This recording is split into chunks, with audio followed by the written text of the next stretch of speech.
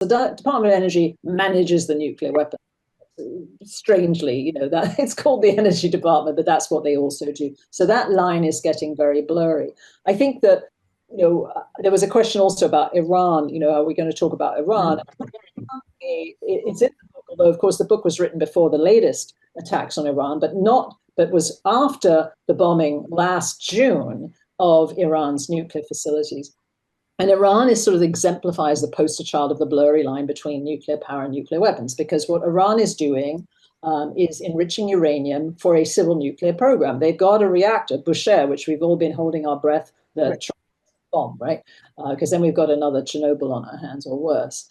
But they've got a civil program. They're a signatory to the Nuclear Non-Proliferation Treaty, which the PrEPCOM is coming up for later this month in New York.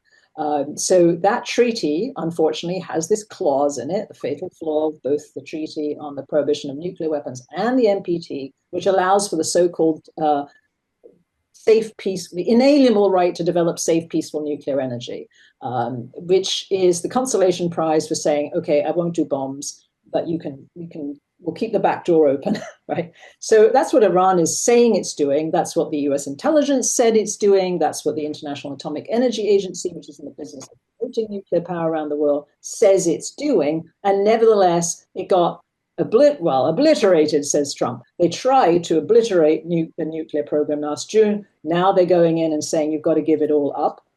Why? Because they could keep enriching uranium up to a higher level, above 90%, then they're into weapons grade uranium, and transition easily to a bomb-making program. They could also do it using the plutonium that they produce from their commercial reactor. So they have two pathways to the bomb. No one knows what to believe. Are they telling the truth or aren't they? And that exemplifies the blurry line. And so every time you allow this inalienable right, you look at a country like Saudi Arabia, which is very eager to develop nuclear power because they want to export their oil, because we don't want to burn so much oil because that's bad for the climate. Of course, they'll export it to somebody else to burn, which will be bad for the climate. But at least their carbon footprint comes down. And they say they want to replace it with nuclear power. Now, what possible reason could a country like Saudi Arabia, which Ed Markey famously said is, Saudi Arabia is the Saudi Arabia of solar, right? So this is the place where you would obviously choose solar if you need to turn the lights on, or wind. You wouldn't choose nuclear except for one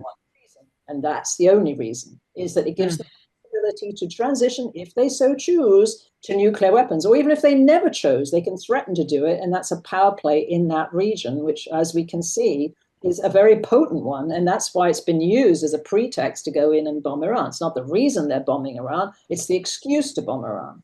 So it's a very complex situation, but they're two sides of the same coin, effectively.